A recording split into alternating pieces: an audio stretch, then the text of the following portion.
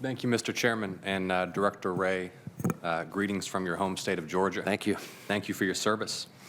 There's been a significant increase in shootings and violent crime nationwide over the last 18 months. There were at least 10 people shot in Atlanta, Georgia on Sunday. What does the FBI assess is driving this crime wave?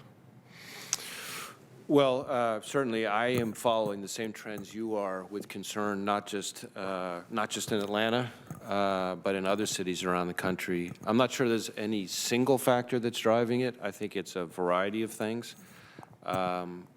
We are seeing, some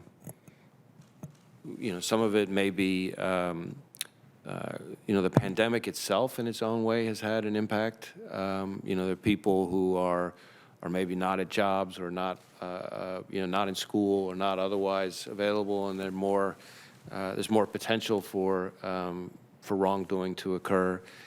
We've talked about some of the challenges with local police departments and some of the issues there in terms of their recruiting and staffing. A lot of them are understaffed in addition to the recruiting challenge, so that's a problem.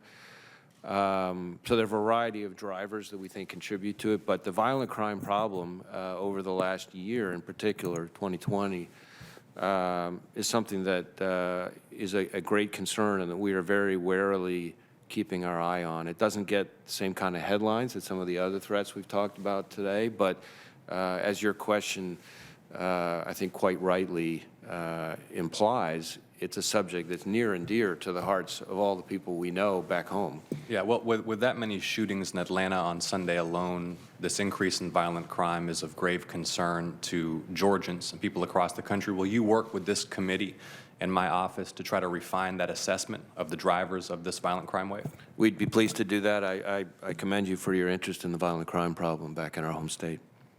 Appreciate that.